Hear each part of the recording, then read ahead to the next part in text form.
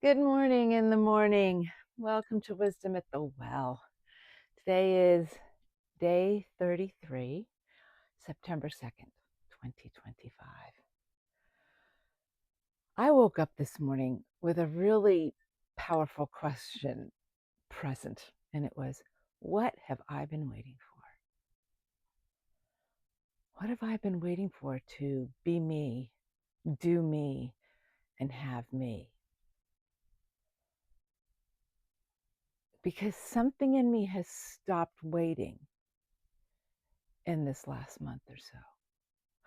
And the kicker here is I didn't know I was waiting.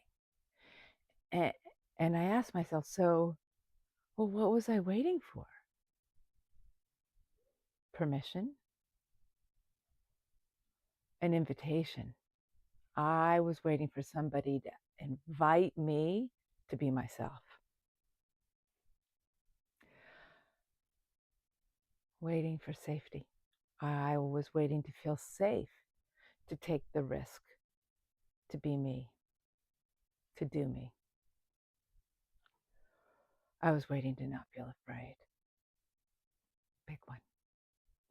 And somehow I had collapsed safety and not feeling afraid. But what I've been learning is they're two very distinct experiences, because in safety, I am actually more capable of feeling afraid and knowing that it doesn't mean that I'm not safe. Whereas before I was like, well, if I'm not afraid, then I'm safe to do whatever, right? So there's that. I'm I'm afraid. I'm afraid right before I start a video. I'm afraid to really speak my truth. And yet I've committed to showing up and and experimenting, exploring what is it that I want to say, whether through the spoken word, whether it's through the spoken word or whether it's through the written word or both. What have I been waiting for? For all the years of being married and raising my children, I was waiting for the time and space to do me. And in the midst of family and raising 4 children, there's rarely time and space, because there's always something or someone to do, to respond to react to. Life is full. So that illusory, well, when I have time, when I have space, at the end of the day, well, the truth is at the end of the day, I was tired. I was known as the pumpkin, 9 o'clock, and I turned into a pumpkin and needed to go to sleep. Yes, something happened in 2020 when I started writing my morning pages, when I would get up first thing in the morning. There's something for me about getting up, rising, and immediately attending to those practices and habits that if I wait until I'm in my day, my mind takes over, my day takes over, everything else I'm doing takes over. So I've mentioned that one of my practices has become RPM. Rise, P, meditate, or for me, go to the mat.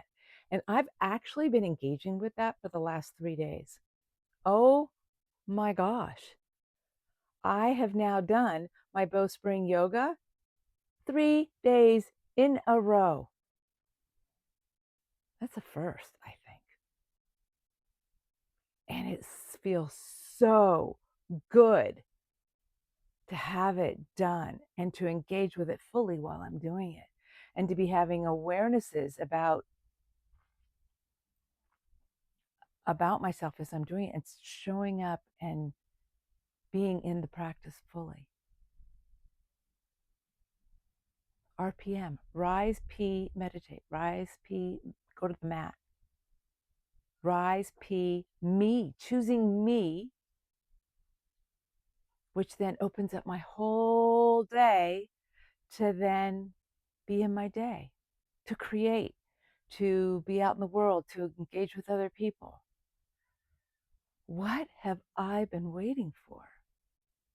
Because in this practice of the 108-day commitment, it's like I'm turning my ship around and coming from me first, which is just opening me up to be more available, to have more of me to engage.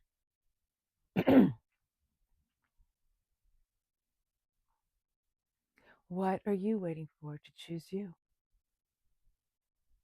Be honest and just acknowledge what it is you're waiting for. And it can be so subtle. There can be the very obvious reasons, but it's the more subtle ones that actually control us. So